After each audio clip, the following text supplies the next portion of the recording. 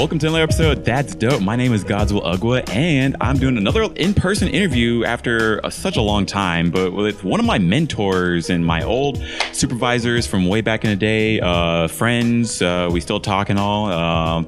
Justin Rojas. Actually, you were one of the first people to ever have joined the podcast ever, I think. Yeah, way back in the day. Yeah, that was a minute. We were at a hotel or something. I can't remember. I think it was at A Fest or something like that. Mm-hmm. Wow. Sounds about right. Thanks for having me. Yeah. Appreciate you coming out. I'm in Burbank right now, and I appreciate you coming out to see me on my little weekend here. So that's cool. Yeah. This is perfect timing, actually. I was talking to my people and was like, hey, we should hit up Rojas, because especially for this upcoming Nishi Fest that we want to go to, actually, which is happening the weekend of Halloween, right? Yes. So Nishi Fest is October 30th. It is a one-day Asian pop culture and anime festival. So instead of being kind of your traditional 3-day anime con, it's a one-day event, and we're gonna cramming everything in one day to make it more efficient for fans and guests to kind of see all the things, do all the stuff, and then also have time to do other things. Yeah, I think I like that. It's like other cons, like not bashing other cons, but at the same time, you see everything on like Saturday and like, cool, right? Like, I'm good. I just want to go party, or I just want to go hang out, or, maybe go to the dealer's room again. But, Friday, Sunday, cool days if you're there, right? But otherwise, it's just sort of neat to do everything in one day. Yeah. And especially with it being kind of focused around a lot of the local audience, luckily Dallas in particular, the Dallas-Fort Worth Metroplex has a lot of anime fans, also a lot of voice actors, a lot of industry people, and so it's one of the probably few markets where you can do that easily. We do have some people flying in as guests and things, particularly some of our big cosplay guests and things from like LA, from Florida, but a lot from the voice acting talent will be locals, because they've got kind of tight schedules on some of this stuff. Mm-hmm. With it being also Halloween weekend, like you said, and liking going to an event and then partying, we're having this like official after party in the stadium space, which if you haven't been to Esports Stadium Arlington, it's got a really impressive space for events, big stage, huge LED boards, lots of like lighting and everything's all built in. So really trying to make this as turnkey of an event as possible, and a high quality but low commitment event for people. I like that. That's really cool. Like, I think it would be neat if like more cons like had that sort of mindset, like of able to bring in the guests that you want to see, have the fun you want to have in a condensed time frame. And then, hey, it's nighttime. It's a holiday weekend. Let's go off, right? Exactly. Yeah, that's cool. Like, where does this idea come from, actually? Like, man, that's a good question. So, Dave Yang, who's our, me and him are the ones working on this. We're co-founders of Nishi Fest. Dave, I've worked with in different projects in the past.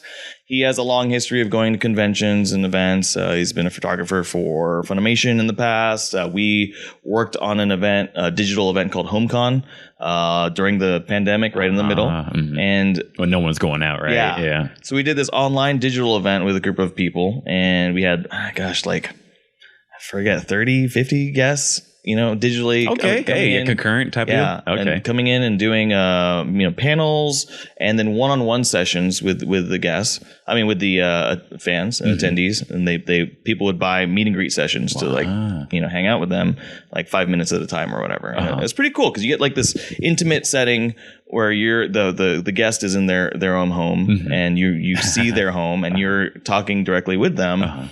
And then they either do a panel before or after, and it's pretty interesting, and it worked well. Especially during the pandemic when people were wanting to do something. Yes. So working with him on that, and then working on a lot of events with my day job, right, is planning events for NV Gaming, which is an esports company. So I've already produced a couple different events at the Esports Stadium Arlington.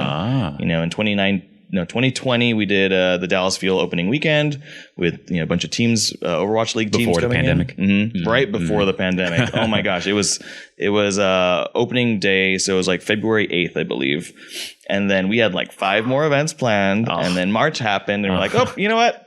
We're not gonna do any of them. Yeah. So I've also done we did the Battle for Texas Overwatch event there. We did 2 Call of Duty majors this past summer, one with fans, one without fans. Different stages of the pandemic. So know the venue, to make it work no matter what, right? Exactly, right. Being very familiar with this venue has been very helpful. It's a space that I know intimately at this point in time, and so between Dave and I, we're like, well, we could do an anime event here, and why not? Exactly, right? Hey, that's cool. Hey, just like, why not? Let's just do it, right? Yeah, it was. We haven't had a lot of time because we weren't really sure. The idea came up like around the summer, right? And wow, not even like the beginning of the year, like this summer. It's like, I mean, we've had inklings of these ideas over the years, but seriously thought about it this summer and like, well, what if we got the venue for a day? And I talked with Esports Stadium Arlington folks, which were good relationship with them, and they're like, yep, you can do it this day. This is available. And then we were like, well, we don't want it to just be anime. We've been going to these other events. Dave has a company called Sleepy Shop, it's called Sleepy. The website is sleepy.shop. It's a clothing brand, and he exhibited at a car show recently that was in Dallas and did really well. And we're like, well, why can't we get all these people who are doing this car show to also do, because they're like, it's the crossover between the import car show and the anime scene was very heavy when we saw there. Yeah. Mm-hmm. And so like Itasha cars, right? Like bumpers and stickers. Yeah. And so even the vendors there were very like anime themed and stuff. And so we're like, well, why don't we do our own event and bring a lot of these people there and bring our anime people there? And then we also were going to like food festivals, like Asian food festivals. Okay. There's this group in Dallas. They have a Facebook group called Asian Grub and DFW or DFW. I'm actually still a part of that group. Yeah. I mean, like, let me get some recommendations for like when I come back home or like what everyone's talking about. Like, it's popping. I actually didn't know there was so many restaurants that like to be recommended out in DFW, but it makes so much sense. Yeah, so combining those 3 elements, you've got the anime convention crowd, cosplay, looping them into that as well too. We have a lot of big cosplay friends as well. Yeah, so calling in some favors there. Thank you, cosplay guests. And then taking the car show crowd, and then taking the Asian food crowd, and trying to combine that into this one-day event. Wow, that sounds stuffed. I love that. That's really cool. Wow, so, just get the whole Rolodex and like let's just see what type of con we can make, right? Yeah. Hey, that's cool. I'm really happy that you're doing that, and then it's gonna be in a few weeks from now. Golly, yeah, it is. Luckily, we've got a good space for it. The Esports Stadium is primed to do programming and everything. We've got the convention hall for the exhibitors. We're doing a Digimon trading card game tournament over there. Ooh, okay. Bandai has provided us with a bunch of prizes and stuff too, so that's really cool. Sick. Okay. We're working with our System Works as well for a Guilty Gear tournament that we're going to do on site. Whoa, okay. I haven't played the game yet, but it looks super tight. It's like visually, it's like such an amazing game. I like how it looks. Exactly. Like even like when you beat somebody and like it has that like strike type of deal. I'm like, that's looks. But I don't want to try it though. Like another terrible. Yeah, yeah. Right. It's like, do you want to do another fighting game and like just get your ass beat multiple times? Right. No, I've given up. I think the last fighting game I got was Mortal Kombat 10. Okay. I think. And then it was cool and fun to play. And then like you hop online and you're like, nope, I'm out. Like this isn't funny anymore. Stop. Oh no, he just babyfied me. No, that's worse than brutality. God, I haven't even played Smash, man. I had to give up on Smash. Yeah, don't do it. It's too late. Like you can have fun, I guess, but or you want to have the no fun. And just and then I have friends that are too good at the game too, so it's not even fun to play with friends. Yeah, because they're too good at the game. Yeah, just gonna be ass whipping. Yeah, it's not fun. That's how you get good at fighting games. Smash is mine, and then that's why I'm like, I'm good. I don't want to try other games.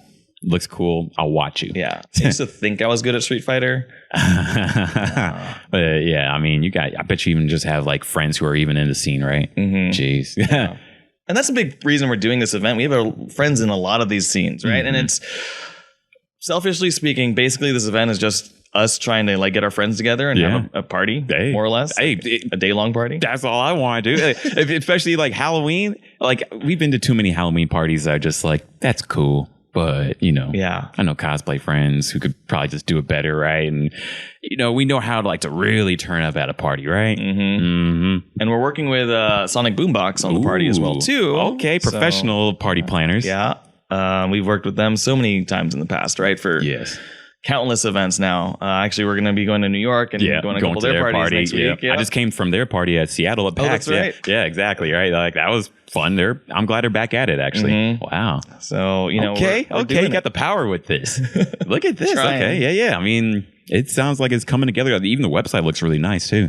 That's just me and Dave working on all that stuff. We have a great designer. Don't get me wrong. He creates all the assets and stuff, and then it's putting it together onto the website. It's myself and Dave for the most part. Dave's doing a lot of the heavy lifting now, which is thankfully good for me. But it's been an interesting project to work on, and I'm learning a lot. And so again, my daytime job is event planning for esports, but we're also working with new events, new facilities and stuff like that. So it's all a learning experience, right? All of this stuff that I'm doing through Nishi Fest is stuff that can be applied to really any kind of event. Yeah. But the esports audience in particular, and gaming, I don't even want to call it esports audience, because really the future of what we want to do isn't just limited to esports. It's primarily gaming, and gaming is such a big category in general. And then, all this stuff crosses over into it. So that's cool. And that's good to hear that you're thinking in that mindset. I guess what can we do more, right? Rather than just, our own demographic, right? That's cool. Yeah. Wow. And that's the best way to really, build a local audience too. So the difference between Envy Gaming and a lot of other esports orgs, maybe aside from Overactive Media in Toronto, and maybe the Atlanta teams, esports until the past couple years has been very ambiguous in regards to location. They weren't regionally based. Teams weren't this is our home market. It's not like having the Dallas Cowboys and Dallas Mavericks and Dallas Stars. Now that we have the Dallas Fuel and Overwatch, and then we had the Dallas Empire and Call of Duty, we really wanted to build up that local fan base that you can activate and continue to do and expand upon. And not all esports fans are equal, right? They don't like the same games, so you can't consider an esports fan have one game to go to another game, right? Correct. Yeah, I mean, I like the Overwatch team, but yeah, I mean, I didn't even know about the other esports games, honestly. So yeah, that's actually a really good observation right there. But I guess, is there a mindset of trying to get them to correlate or get other people into the esports world? I think the big part of that is the experience. People become fans of experiences. You might have the team, be your hook or whatever, but really, there's a ton of people who are Cowboys fans who've never played football, right? Yeah, most people, to be honest, probably have never maybe really up to high school, but that's it. If you counted the percentage of people that have actually played on a team in football that are football fans, very low. But a lot of it isn't even about the team; it's about the idea of the team and the community, right? And you want to rally behind something, and Dallas is a great example of you might not even care about the sport, but you're just a fan of Dallas, and you identify as being this Dallas sports fan. Yeah. And that's helpful for us, and we want to be able to leverage that mentality for esports as well too. I like that. Because especially I guess people talk about what a makeup of a team means, I guess, right? And why is it in this location? But even though I live in LA, I still rep for all my Dallas teams. I just saw on the road driving up here, someone had a Dallas Cowboys decal, in LA of all places. So it is pretty cool to think of backing the area, right? And backing the fans more so than the sport, if anything, right? Yep. Yeah. That's cool. I'm trying to create that. And then not just stop at esports and stuff too.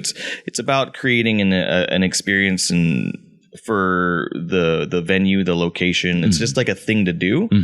I mean, one of the things we always talk about is when you have a friend that comes into town, where do you take them? Yeah. What do you want them to see about your city? What do you want them to experience? And a lot of times it gravitates towards these touristy districts, and a lot of that is sports driven. Right now in Dallas, you've got Texas Live in Arlington, which is a really nice facility, new ballpark, the new Cowboy Stadium.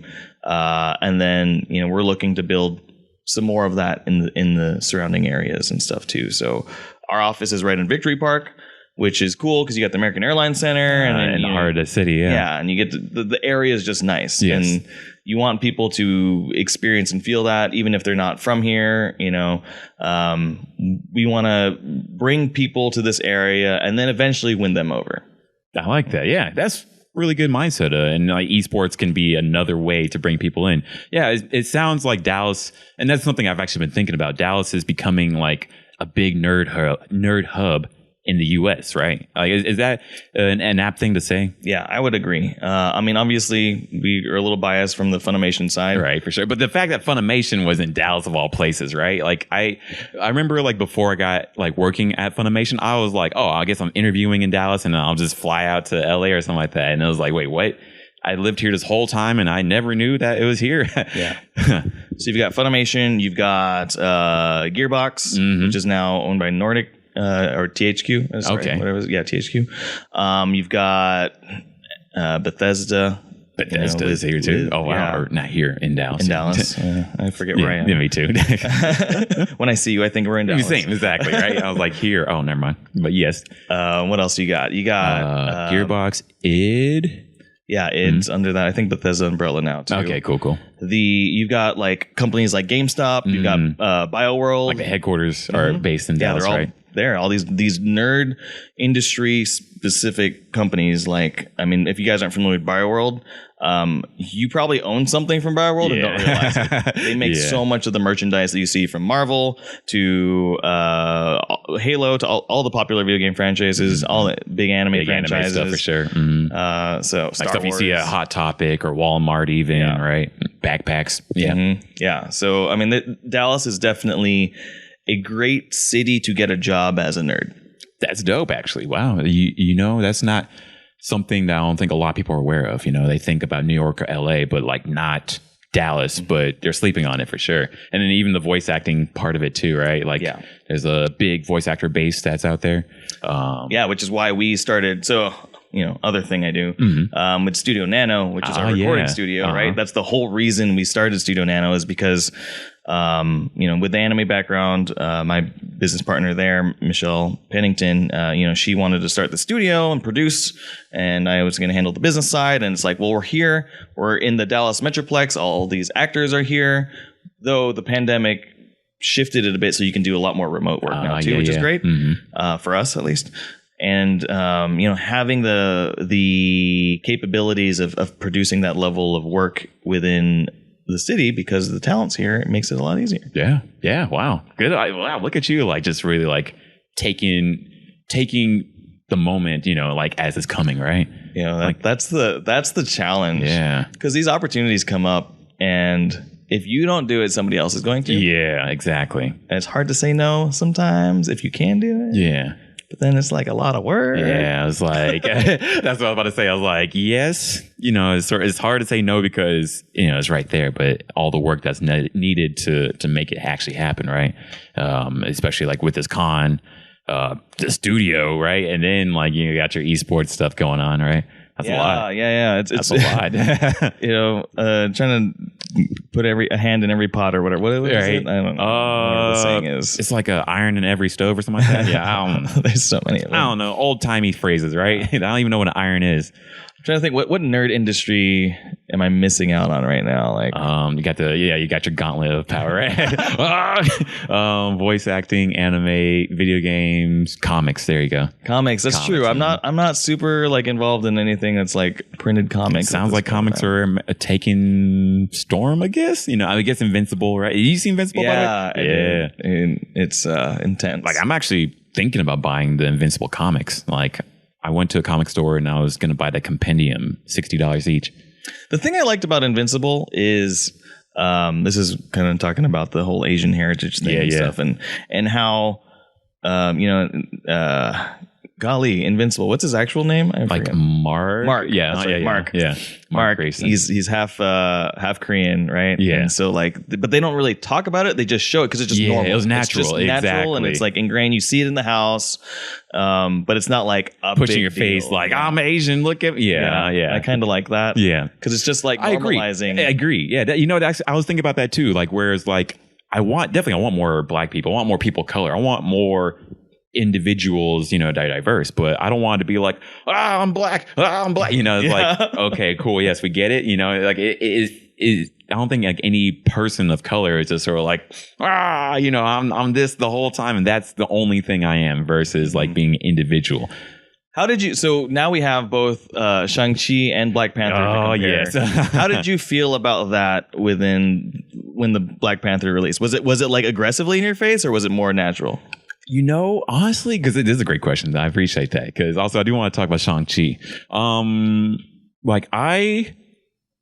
It did feel like, actually, I would say more natural, if anything. Yeah, I would say more natural because it was like this, and it was like sort of like a quiet but strong. You felt it, like where versus like you see other things where it's like, oh, we got a black lead. Oh, we're set in Africa. Oh, it's just like, it's just like, yes, we get it. We see these things, like I think Black Panther did a good job of showing and not having to like explicitly tell it, like it just sort of did it. And everybody was strong. The women were strong. The whole casting was strong. It showed how cool, the dream world of Africa, could be, should be, right? I liked that nobody was like, what? Yeah. Africa? Yeah. It's just like, well, cool. That's here. where this is, and this is where it's happening. Uh-huh. It's not a big deal about where it is. It's what the big deal is what it is. Exactly. Right? That was really it. Like where it's like, yes, I'm super happy to rep Africa and all that, but like it feels disingenuous like when it's just so pushed in your face, like where it's just like, look at where we are, look at who we're talking to, oh my god, this person has an African name. Is like, cool, yes, we can see these things and cool, but the African name person, we just want that dude to play video games and I don't know, go to McDonald's every now and then, I guess, and just be like, oh hey, I'm another dude, important dude, to this movie, but not like the spotlight's on him in a way. Yeah. There's no like, oh my gosh, they're black. Like it's there wasn't that. Like same thing with Shang-Chi. It's not like, oh, they're Asian. Yeah. I did appreciate, man. although, and I guess now is a good time for spoilers because you already saw it, right? Or what do you think about it? I enjoyed the movie a lot. I think the cast was strong. I liked the subtle but recognizable nods to like just being an Asian culture and growing up in the city and just like being American, but also having like the heritage you come from. Yeah. But also not like, again, pushing in your face. If you knew it, you knew it. Yes. They didn't have to be like so overt about it. Yeah. And then I personally liked, I'm not going to try to spoil what happens, but I liked the fight scenes a lot. And then even including what happens in the final. Yeah. I like the CG personally. I think that's a good point. I think the CG was leaps above than what it could have been, especially since there was so much in the end. But I think it looked really good. It looked actually natural-ish. Yeah, not like Beast Wars, I guess. Yeah. PlayStation 1 graphics, we're welcome to the special. I liked getting. I was not, and this is a little bit of a spoiler. So if you haven't watched it, just tune this out right now. I liked the fact that I got to see basically a kaiju fight. Yeah. Oh yeah. But well done. I did not like Pacific Rim. Yeah. I'll never forget this. I've always thought about the argument you had against Pacific Rim, and I've always it has made me think about robot design a lot. Yeah, I was like, you know what? You're right. You don't need to have a robot with hands all the time or to go grab a thing. Tell us what your complaint against Pacific Rim is. So Pacific Rim obviously was created, with a nod to all the different mecha anime and whatnot and kaiju battles and stuff. But if you're legitimately designing these specific mechs to fight these monsters, you would create them to be way more efficient at destroying these monsters. Yeah. Why are you punching anything? They should just all have blade hands. Boom, boom. Because they took it out later. At the end, they'd wait for him to bust out the sword. I was like, why don't you just have sword hands to begin with? Yeah, honestly, because like my argument, I remember that like where I was like, what if you need to grab people? But then it's like, well, how often do you need to like grab people or things when the job is go kill? Yeah, it's a kaiju? weapon. You made these as weapons. They're not in a lot of other anime and things. I mean, sure, like Gundam, Evangelion, but you're exactly right though. They're not meant to be fighting and saving people. They're meant to just go out in the ocean and kick some ass, right? Yeah. Like, yeah. Also, this is an explicit podcast, so you can you can say the A word. But yes. That's a great point. Because I guess I never really thought about that. You know, like whereas like, but don't you want them grabbing people? But it's like, wait, no, actually, don't. You know, it's like, no, not for what they're designed to. I don't know, but the you know, I get wanting things to look cool. Totally fine with that. Humanoid or whatever, right? Like one of my favorite Godzilla monsters is Gigan. Which okay. If you don't know what Gigan looks like, he has one eye with like a horn and like a beak, and then like claw hands, or just like hands. the like claw hands, and a buzzsaw on his chest. And I'm like, see, that's a good killing machine. Yeah. Like, there's nothing there. Yeah. There we go. It's just that's what he's designed to do. And you're fighting those things, basically. So yeah, you just need to get tough. Like, what's the point of putting hands? I got the claws. Why are we wrestling? Yeah, right. We should be shooting that thing from far away. Or if we need to stab it, stab it real easy. Stab it, laser it, whatever the things. Oh man, I don't want. Again, no spoilers. But like lasers have been so effective in fighting anything. True. Wow. Yeah, that's a good point. It's the fact they even make a whole lightsaber, right? Yeah. Did you watch the latest What If? Oh no. What If? I need to watch. Okay. I just saw Visions. Like the Star Wars Visions that they just put on. Yeah. Sorry, when you said Vision, I was thinking like like the WandaVision type of deal. Yeah. Because the last episode had a thing. Anyway, I'm not going to spoil anything. Okay, I'm gonna start What Ifs this week. Yeah. But lasers. Okay. Important motif. Lasers. Kind of OP. That's all. Yeah. Okay. I'm excited. I'm interested. Like, what if I skipped it? Because I was like, it's what ifs, whatever, That's why I was thinking, what if, whatever. But everyone's like, oh, it's so crucial. And it's actually bringing up other things that could be part of the MCU, right? You watched Loki? Yeah. Oh, yeah. Okay. That was cool. So just imagine it's going from there. Okay. Like different multiverses, I guess, right? And okay. All right. I'm not going to spoil anything. Right. I'm excited. Okay. Because MCU's been crushing it, I would say, as of late, especially during this whole pandemic time. Yeah. Like Loki was pretty baller. Like, I think that was my favorite.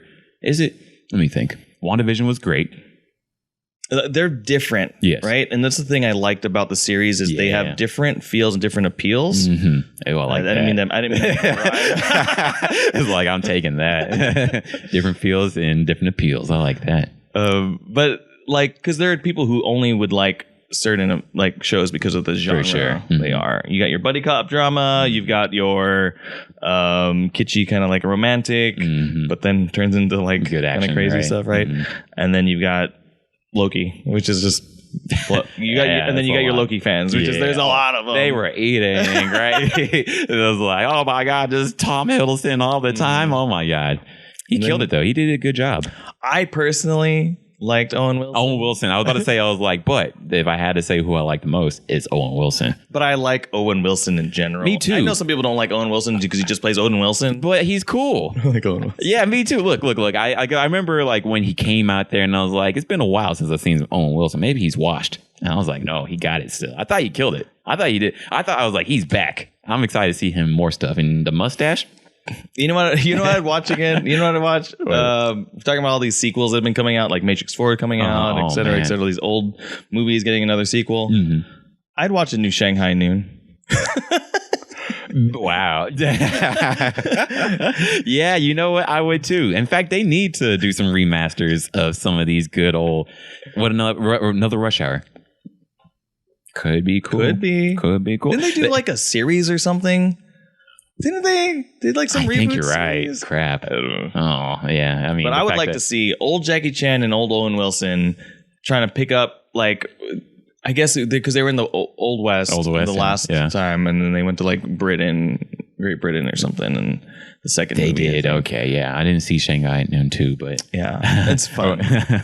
No, I like number one though. Yeah, that was a good era of like just like good action movies that were good, funny stuff. Mm-hmm. Yeah, like how come they don't really have that today? Like Shang-Chi was the only action movie that sort of goofy martial arts fun. Yeah, which I liked their nods to a lot of the Chinese cinema and kung fu movies and things like that. Like they had, you know, the bus fight, you had the like scaffolding fight, you have like the underground fight, the car chase, you know, like there's just it's all these good things that I'm like, oh cool, I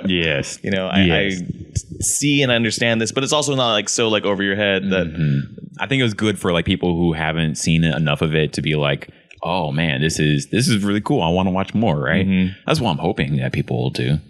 I feel like like there hasn't really been enough martial arts movies as of late. I mean, you can count. I guess if you count martial arts movies with guns, like a John Wick, and a Gun Fu. There's more gun fu movies that have been around. And the tricky part with kung fu is you have to remove guns really to make it more stakes, of a kung fu. You know? But everyone has guns now these days. Though, good old America. Gosh, I mean, the Indonesian films like The Raid. I always come back to The Raid. Like I'm like, is this martial arts movie as good as The Raid? And I'm like, that's not fair. But at the same time, I can watch The Raid today and be like, that's why you got to get these close quarters like situations. Yes, because then the guns become not as effective. You can't use it as well. I mean, because they had like I think they did brilliantly. Like where like the gun started off and then it's like, oh, we don't have ammo or we can't use guns or whatever the hell. But it was actually more brutal that they didn't have more guns. Oh my god, that hallway scene! I think about that a lot. Always like how brutal. Oh man, yeah. I mean, or just the Mad Dog fight. You know, like the way that they had to end that fight too. Oh, go watch The Raid if you haven't seen it. If you haven't seen The Raid, you have to watch The Raid. And then there's Raid 2. Raid 2 is kind of ridiculous. Like they take it to another level. So cool though. They do lose a lot of the like intensity of like this realistic situation. And it's just like it's like a fan service. Like, fuck it, just go have fun. Like this, we're gonna punch. Oh, here's a person with a baseball bat or a hammer, right? Yeah, the hammer time. Oh, my hammer God. And the bat. I think it had both, right? Yeah, it had both. Yeah. Oh, wow. Because they're like brother sisters. Yeah. The deaf or blind girl. Yeah, I think they were deaf. Yeah. Oh, I need to rewatch too. Yeah, because I saw that in theaters and I really liked it. But of course, I was like, oh, it's not as cool as Raid 1, but it's good. But then thinking about, it, I was like, wait, Raid 2 is dope. Did you watch Dread? Yeah. No, I've only seen clips. Oh man. So like Dread is like the American version of Raid. Right? Okay. Because it's the same premise basically. It's like, don't worry too much about the premise. Like we need to go do a thing where we're trapped inside, right? We're trapped inside this slum. It's literally the same. And then you have to make your way to the top. Okay. And I think this mega slum, these two movies and John Wick are probably like the most accurate like video game movies. Yeah. Without being video games. Yeah. Ooh, wow. There we go. That's a good way to put it right there. Yeah. Fight your levels, right? You just fight your levels and you fight a boss and you go to levels and you fight a boss. You get a new gun or new something or other. New technique, right? They're just video games in movie form. That's super cool, actually. Wow. I've never thought about it like that, but that makes so much sense. Wow. I think that's my favorite genre right now. Or favorite action genre. Maybe favorite genre. I don't know. Yeah, I like the brawler, like we guys got to fight our way to the top type of shit. So on the way to here, you had one? Yeah, I had to fight my way out of the airport, right? I started watching Nobody. It's Bob Odenkirk, Better Call Saul guy. Okay. It's basically a John Wick movie starring Bob Odenkirk, which I didn't know that until I was on the plane. I started playing, and I was like, oh, he's kind of like a normal guy with a family. You don't know his past, and then he like gets into a scuffle and like wrecks some fools, and has all this background of like being a. And it's dope. I haven't finished it. Okay. So like I only watched like half of it. Okay. And then I landed. Okay. And then I was like, I need to finish it. I'll probably finish it on the way home. Okay. But you're interested enough that you actually do want to finish it. Yeah. Okay. But it's also like I don't want to say it's such a ripoff of John Wick because I don't know the background of where these movies came from. And also, like, which one came first? Yeah, and I'm not gonna take it too much to that, but it's entertaining. But he's also fighting like the Russian mob. Oh, okay. And for like very similar reasons. My cat. I'm not even. There's okay. Yes, hey, actually, I'm just gonna. You know, hey, that's fine. Like, okay, so the movie starts with that, so I'm not even gonna like. It's not a spoiler. That's what I'm thinking. I'm like, look, like I will enjoy it as long as it's entertaining. All right. And Bob Odenkirk, I was about to watch Kung Pao Enter the Fist, so like rewatch that. Like, did he do that? I don't think so. I feel maybe I got my people wrong, right? But either way, there's a lot more martial arts movies that like I need to like take in like pretty soon. So what's that one called again? Nobody. Interesting. They're like, who are you? And then it's like title slate. Like Invincible. yeah. It's very much the same. It's that same vibe. That's pretty cool. I'm glad that you're like still like watching like good movies and stuff. Hopefully, good. Hopefully it's good. I don't know, right? Fingers crossed. All right. What games are you playing right now? Overwatch still. Are you playing Overwatch still? Yeah. There we go. I started Ratchet and Clank. Oh, the new one? Yeah, the new one. Okay. PS5. On PS5? Looks really good. So you got a PS5? Yes. I did get a PS5. Okay. Do you like it? I do. I don't play it as much as I want to. Yeah. Like, it's weird because actually I like console because I hook it up to TV and it's like turn on and is game, right? But I spend so much time in front of the computer because I'm doing other things. And it's like, do you play on PC now? For everything else, yeah. Okay. So it's like Discord, work emails and game. Like it's like all at the same time, right? and shopping. It's that multifaceted experience on a PC. I think I would do that more, but my PC is just always like, you got too many Chrome tabs open. And just, I did spend like $1,600 on a new video card. So. Hey, here we go out. One day I'm gonna get to that level of just like actually like buying the stuff, right? Like I don't know. Then again, that's what scares me most about PC, like whereas like, I'm going to become one of these guys that's just building your stuff all the time and something just went wrong this time or whatever, right? And I just like I like the simplicity of consoles, like where it's just like beep, all right, game time or Netflix time or whatever, right? And like whereas with PC, it's just I got my work and I don't want to cancel that. In fact, I just closed out my whole Firefox, which was like 16 tabs of work stuff. I'm like, figured out how to get back, right? Dude, I use Chrome for like one job, Firefox for another job, and like whatever Edge or whatever, right? Something else for like the lowest tier. Exactly. Exactly. Yeah. Like I do the same. I do Chrome for personal, Firefox for work, and then Edge for everything else. And then, and Safari is like, oh God, well, we gotta use it on Mac sometimes, I guess, right? Yep. Chrome has introduced that new thing where it's the profiles now based on tied to your email address, which is interesting. Okay, like we can click and like you can do like a guest type of stuff, right? Yeah. So like when you log into your email in Gmail, then it's like, do you want to log into this account with all your saved information for this account? Okay. But I don't like it still. But that's me because I think you have like categorized by browser, right? Yeah. Like, and there's too much that's crossed over in Chrome for me now. Yeah. I feel that. Like, work is crossed over a lot. Yeah, right. It's just full time. Yeah. How is work going, by the way? Like you've been in Envy for like 4 years? Yeah, 4 years now. Oh. Wow. Yeah. And how's all that been? Like it's been great. It's been interesting to it's been constantly changing. Like esports in general changes every 6 months at least, right? Oh, wow. And is that like even before pandemic, right? Yeah, it's just always been changing.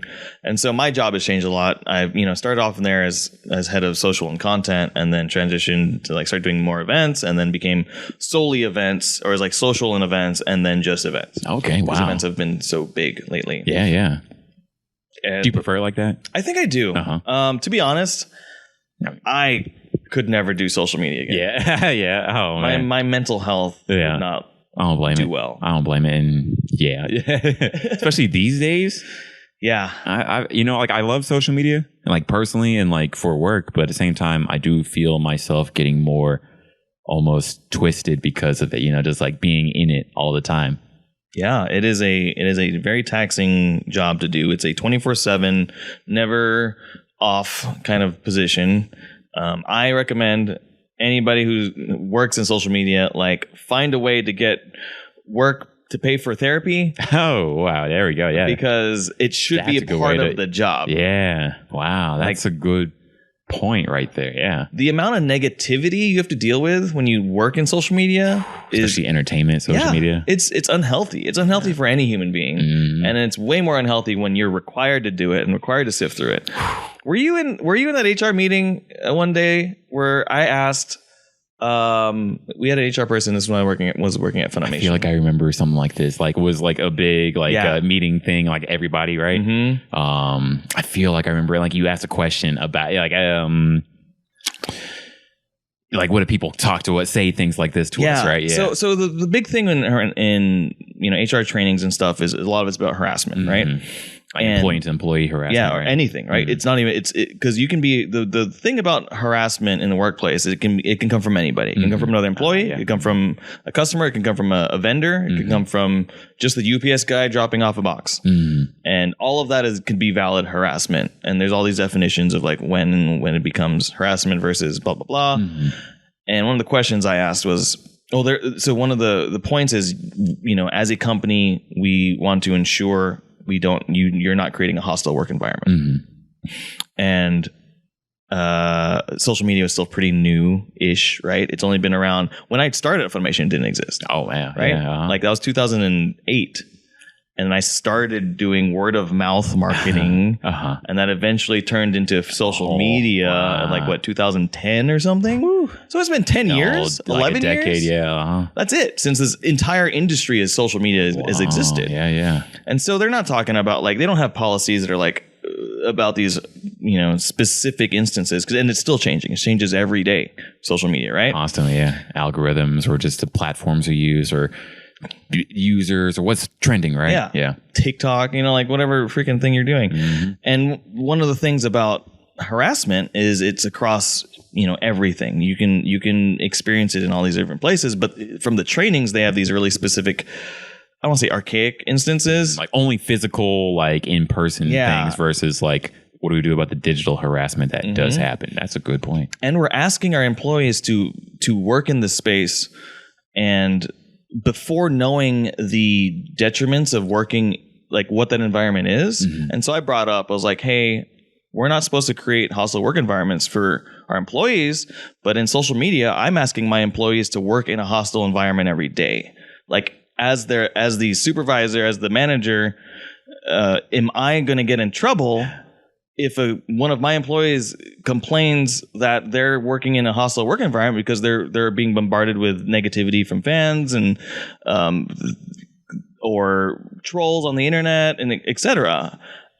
And they did not have a good answer for it at the time because it's similar. Like customer service has always been that, right? Yeah, it is. And that's your job, but not necessarily in this time and space where we expected to, as people in social media, to be that level of customer service. Like it was like you're a marketing person, right? Now your job is to market, but you also actually have to become like the front line for customer service. And that person might not have the skill set or the understanding that they need to deal with like this level of harassment. And now, but I've already put them into this position. We haven't talked about it. So am I responsible as the boss? Wow, that's a good point. I've never like really heard anyone else discuss it like that too. Like,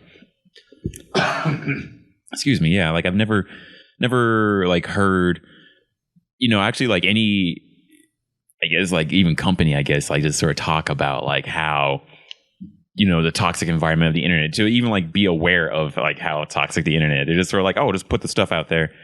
Customer service, just answer some questions and, it'll be okay. Right. Versus the potential harassment that does happen all the time, actually. Right. Especially in the entertainment industry. Especially if you're putting people as forward facing figures in the company. And then I always felt bad for Lauren being the female on the team who gets those types of comments directed at her. Constant, yeah. And it's like, we didn't get it as much. We get it every now and then maybe, but like, it was golly, the internet, guys, right? Yeah. But I don't know. I mean, and it's all evolving, and that's totally fine. That like they weren't. We need to evolve all of the parts of the business to accommodate. Exactly. Right? So especially if it's supposed to be like one of the more forward features of like a company, right? Yeah, especially since it's supposed to be more of a priority for companies to like invest into the social media realm, right? Yep. Yeah, that's a great point. And I'm glad you brought that up. Yeah, I mean, I've never, like I said, ever since then, I haven't heard anyone even acknowledge, like the potentials of the internet. Like of like being in the toxicity really of like social media. And yeah, I mean, I think like you were the one who pushed me to do therapy.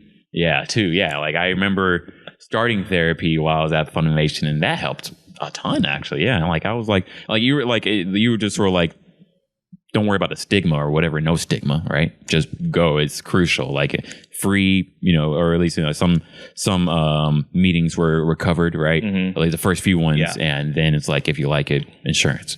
So. And that was a very crucial thing. Mental health, like, is not really talked about, even though luckily, like, we're in a world, like, we're like more aware of it, but like, it's still so not taboo, but I think a good thing about our level of media now, which I was raised by media, it's a thing that I talk to my therapist a lot about, how I learned a lot of my coping skills and relationship skills through media, which is not great. Like, that is not a good thing. I'm saying, but it is a thing that happened. And so I had to learn and unlearn a lot of things through therapy and experiences. But I think we are getting to the point, at least in some forms of media, where we're showcasing that a little bit more. One of my big influences on like improving my mental health actually and addressing issues was Steven Universe. Really? Wow. Wow. And I was like, oh, I'll just watch this kid show. I heard it's fun. And I watched like the first season's pretty fluffy and it's just like Monster of the Week style. Yeah, because I'm in, things. At least I started first season. I was like, this is cute, but all right, whatever.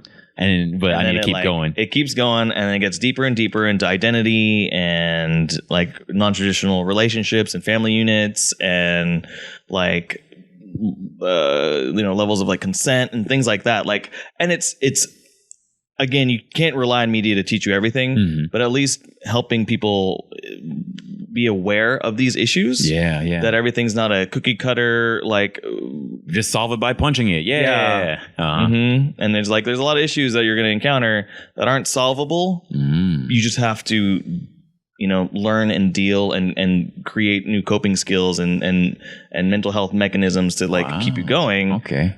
And shoot, another show I got to add to the queue. I'm like, I know I've been needing to watch Steven Universe, but I'm like, dang it, I got to watch Steven Universe because it's that good. Wow, that's really cool. Wow, I had no clue that they talked about things like that. And I don't know if everybody notices that or not, but like, I just inspired you. It was a thing that was relative to my situation at the time, and you never know what people are going through when they're watching your media and how they're going to interpret it or, act upon it as well too. It could be good, could be bad. Yeah, that's true. Wow. I mean, as you just said, like, like how media has inspired you. Like, I'm not sure if I've I guess something play. Okay, cool. I thought the power went out. I was like, oh no. Okay, the sun power went out. No, that's really bad. Just the sun's off. But that'd be scary. But that's the end of the episode, y'all, and hopefully the end of days. Oh no. But like making me think about like I think most of my relationship experiences, I guess, is from media, really, right? One Piece, of course, One Piece is like a big influence into like how I think I try to have relationships, but unfortunately, like they don't have romantic relationships on One Piece, so. Which is exactly why it's an influence. Yeah, exactly right. I was like, it makes so much sense. Even when they get to the romantic stuff, it's like, we're focused on other stuff, right? And it's like, go punch something. Oh man, my life, it all makes sense. Wow, everything is coming back. Wow, this is great. This is really good. You've given me. I need to think more about like mental health, and I'm like, am I just like sort of avoiding it, or am I like really like going through it? And maybe I'm just sort of, because on one thing, I haven't done therapy since I've moved to LA. I feel pretty good for the most part, but maybe I should go back just to make sure, especially like these days, right? Like when it's just drama everywhere, and I guess I'm just sort of medicating myself with the legal weed, right? But it's like, I don't know, like I feel okay, but then again, I mean, we're just all going through, and especially like being on social media. And one thing I do want to say is like, at least my job, like being at Viz, most people are really nice so far, knock on wood. Most of them are nice. Like there's only a few jerks that are like, I like my anime subbed. I'm like, okay. But I think even just being in the environment where you are expected to always be responsive is a very difficult mental health issue, because like you need your time, right? Like you need your space. You are beholden to other people at all points of your life right now in social media a lot of times. I mean, that's holidays, up to your weekends, team, right? Vacations. Yeah. If your team can divvy out the workload, then great. Yes. I haven't seen it happen very often. Yeah, I know. I know what you mean. Yeah. But that alone, and mental health isn't always about like, oh, I'm depressed, which a lot of times it is. But a lot of it is about like, oh, I'm stressed. I'm dealing with, some challenges. I might need to just deal or, work through some life skills better to help improve what I'm already doing well. I see my therapist once a month now. I used to see her weekly for like the initial part where I was going through a lot of issues. I had to really defrag a lot, right? Yeah. And then like find the source of a lot of, parenting's a huge part of it, of course. Parenting, religion, and identity type of stuff, right? That stuff is very, very difficult to work through. I go for maintenance now, but it's very helpful on just like even the everyday work stress. Yeah. It's like, well, this is the issue right here. Like, and her job is to listen and then identify things that I might not even be realizing are like issues. It's like, and it's the way I say a thing, or like I'll dismiss something, and she's like, whoa, like, hold on. Okay. Like, you just like push this thing off that you said it's fine, but it's probably not. So let's like talk about that a little more. I'm like, I don't want to. And it's like, exactly. That's what, the pain points. There we go. Okay. Hey, that sounds like, how'd you find this therapist? And also the same one that you've like, wow. And it just worked been out. Like 5 years. Wow, that's cool. So she was actually at a firm or whatever you want to call it in Dallas. And she was the new therapist there. And I personally preferred her. She's a minority. She was a little younger. She had her own personal like experiences and issues she had to work through. 'Cause I want to be able to relate to my therapist. Someone who's not just like perfect and just like distant and is like, you shall tell me all your problems. Yeah. I shall judge them secretly, right? Yeah. And in Dallas in particular, it is a fairly conservative area in aspects compared to the rest or other parts of the US, right? Yeah. And I wanted to just find somebody who could like at least relate to some of my inherent issues that I've had to deal with growing up. And then so it was actually the firm was recommended to me by a friend, Scott Wong. You remember? Yeah. So he was like, hey, here's a place in Dallas that has a friend recommended, because he's worked as, in the like health and medical field and mental health stuff here and there. And then she left that firm and like went independent, and so I've kept seeing her. Cool. Okay. She also moved to LA actually. Oh wow! So she does remote sessions. Gotcha. Okay. So, I was actually wondering, like, do you meet with her still, like in physical, or like do you do like a remote type? Yeah, deal? it's all video now, cool. which is great because just scheduling wise, like it's so much easier to do. And I was wanting to ask, like, does it still feel natural to do like a virtual type of deal? I think it does, because we already established. Gotcha. Yeah. That makes sense. Yeah, I was wondering if it was starting like a relationship online, how would that feel, right? But that's cool though. Like, that's because I've heard also other people who've had problems with their therapist. Like my first therapist, I liked him a lot. The only reason it stopped is because I moved. So, I do always wonder, I guess, like, how do other people, I guess, like go about like their search for a therapist, right? But it worked out, right? Well, my very first therapist I did get, I actually stopped seeing after like the second session. Okay, like it just didn't. Yeah, it was that aspect I was saying where I just didn't feel like she understood or related to me enough to be able to address the problems. Yeah.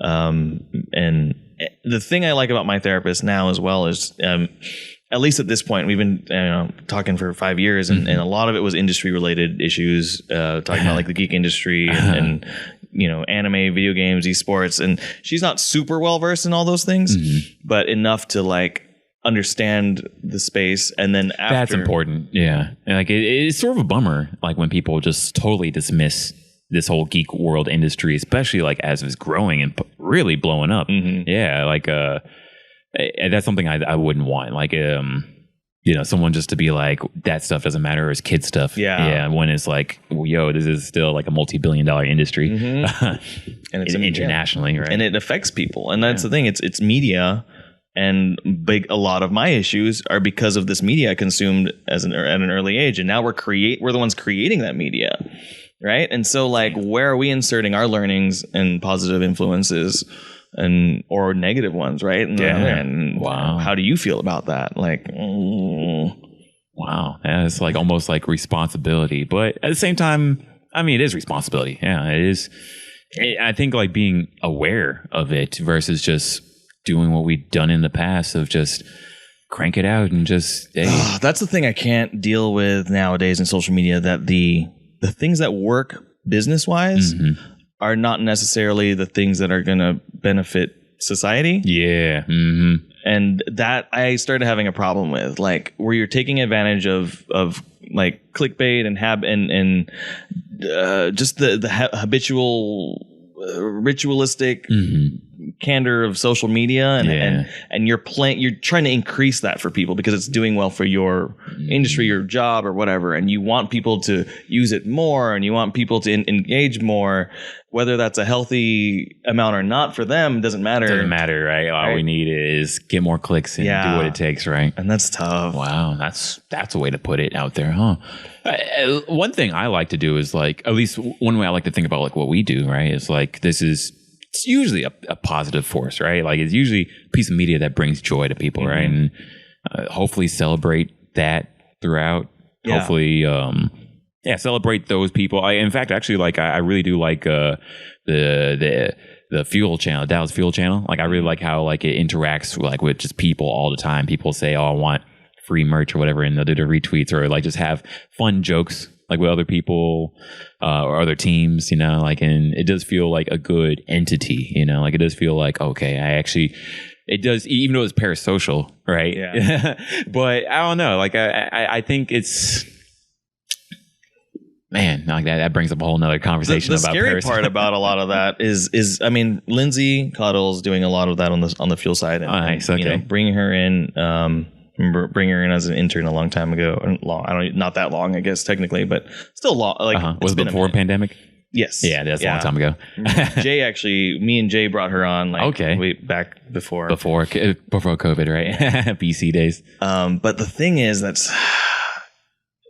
thing that makes a good social media engagement is it feels personal, it feels relatable, it feels like there's a human being on the other end. Yes. The problem is there's a human being on the other end. Yeah. And that person, talking about mental health, then, they have to compartmentalize that this isn't them, that this is a work thing, but that's very hard to do when that's like what you're doing every day, and they know it's you. Yeah. Oh man. And then so like when you leave or when something happens, like what's your identity? Can you escape that? Yeah, exactly. Like, I like that. Like leaving Funimation, that was a tough thing for me. Because you've been there for like 9, almost 10 years, right? Yeah. And it's like, well, I'm no longer the Funimation guy. Yeah. And so like, well, who am I? Am I trying to create a new identity? Am I just me reverting back to like what I was? Am I don't know. Yeah, right. Figure this out. And then I don't even want to. I was like, that must have been tough. But it sounds like you've done good with that, right? Hopefully, knock on wood, right? Yeah, it's a lot going on. I mean, would you do all your Funimation shirts too? Yeah, there's a box. Yeah, I was like, I bet you got like a ton. I just found my box of all the Funimation shirts. I'm like, these are pretty cool, but I really can't wear them outside of just sleeping, I guess. I don't know, right? Maybe, I don't know, whatever. I don't want to misrepresent. Yeah, exactly. I respect it enough to not do that. Exactly. Absolutely. Oh, hey, this is a great conversation. Thank you. Like this, I mean, this was a really full conversation. It's an hour, we got things to go do because it's Saturday. Yeah. Woo-hoo, we got stuff going on. But thank you so much for spending time talking to us about everything that's going on, what's going on with your life. Nishi Fest sounds like a blast. I hope to be there myself, actually. I'm hoping. Pretty cool. Yeah, I'm thinking I got to get a flight and just be like, yo, what's up, y'all? I don't know. Yeah, let me know. Yeah. Let me know. And then, we'll figure stuff out. Again, Nishi Fest. If you guys are listening, it's happening October 30th at the Esports Stadium in Arlington, Texas. Tickets are available on nishifest.com. We've got a Digimon trading card tournament that there's open for registration right now. Some really cool incentives to join. There's participation prizes as well as some additional prizing from Bandai and the local game store that we're working with. Oh, awesome. And then we are opening up registration for the Guilty Gear Strive fighting game tournament. We're hopefully having some more announcements around that soon. Still more guests to be announced as well. So if you check out the guest lineup that's on the website right now, we're still going to be adding some additionals beyond that. And then, of course, the after party that's happening is it's a separate ticket because really what we want to do for the after party is not limited to just people who go to the con, right? But, it's a Halloween party. Yeah, right? for sure. I was like, you gotta go big. Okay, sweet. So that should be fun. And then we're gonna have the car show component. If you want to register your car into the car show, we've got over $1,000 of prizes for that. The cosplay contest, and we're doing the Asian food night market. Hey, okay. So lots of cool stuff. Yeah, it's stacked. I like that. Cool. Yeah, definitely got to come. I'll get my flight like ASAP then. All right. Yeah, sweet. Thank you so much. And I guess anything else you'd like to say about yourself? What else? I mean, Nishi Fest, like, of course, right? Yeah. We'll have the link on the description and everywhere we can post it. So yeah, stay tuned for that. It. Yeah. You can follow me at just Rojas, ROJAS, pretty much across the board. And then hopefully we'll talk more soon. Sweet. Thank you so much for being on the podcast. Thank you. And hey, to everyone who listened and stuck with it all the way, thank you very much. You guys are dope. As always, stay dope, folks. Peace.